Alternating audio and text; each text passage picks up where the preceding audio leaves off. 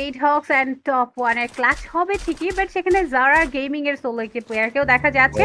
শুভ এবার তার থেকে ট্রাই করছে flicker, nice shot, Bangladesh top ওয়ানকে নিয়েছে নকডাউন। আইলিয়ানি রেস্কিউটা করে ফেলা হবে। শুভর সাইড থেকে এবার পারফেক্ট একটা রোটেশন নিচ্ছেন, একদমই লোয়ার গ্রাউন্ডে অনেক আদনান। এবার ব্যাক সাইডে যেতে হবে, তিনি বুঝে গেছেন দুইটা স্কোয়ারের মাঝখানে পড়ে থাকলে স্যান্ডউইচ একটা সিচুয়েশনে পড়তে হতেই পারে। শুভর সাইড থেকে ধীরে ধীরে এগিয়ে যাচ্ছেন শুভ, পাশাপাশি দেখা যাচ্ছে আলিফ তার পজিশনটা এবার ধরে ফাইটটা করার একটা চেষ্টা চালিয়ে যাবেন। একের পর এক হুক গানের ইউজটা করছেন, ধীরে ধীরে এগিয়ে যাচ্ছেন ক্লাচ গুলো করার উদ্দেশ্যেই। দুর্দান্ত কিছু শট প্রোভাইড করবে, M590 রয়েছে হাতে। একদিক থেকে বাংলাদেশ অপোনেন্ট শুভর এবার ডেডলেস ডুও একটা কম্বো দেখা যাচ্ছে।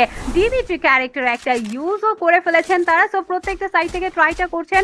10টা মেজ কিট নিয়ে শুভ এখনো পর্যন্ত যেভাবে একটা রাশ প্রোভাইড করছেন, মাইন্ড ব্লোয়িং। বাট নেজাদ এবার বাংলাদেশ টপ ওয়ান অ্যান্ড প্রান্তকে নিয়ে ফেলেছে নকডাউন রেড হকসের সাইড থেকে।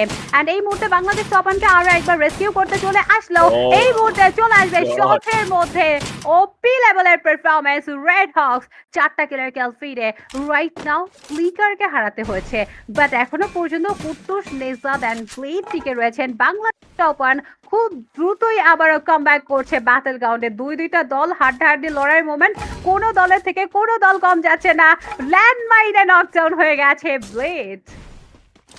এক্স্যাক্টলি, বাট তাকে আরো একবার রিভাইভ করে দেওয়া হয়েছে। কেউই কাউকে ছাড় দিতে চায় না, এই লড়াইতে কেউই হার মানতে চায় না।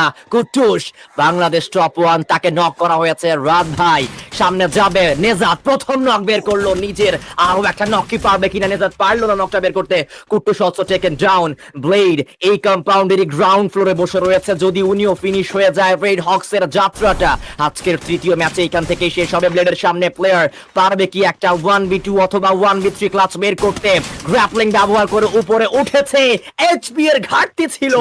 আলিফ ফিনিশ করলো, সেখান থেকে শেষ অ্যাথলিটটিকে প্রান্ত ব্লেডকে ফিনিশ করলো, এবং তার পাশাপাশি পুরো টপ ওয়ান রেড হকসদেরকে এলিমিনেট করেছে তৃতীয় ম্যাচে এসে। #7 এ রেড হকস বিদায় নিয়েছে।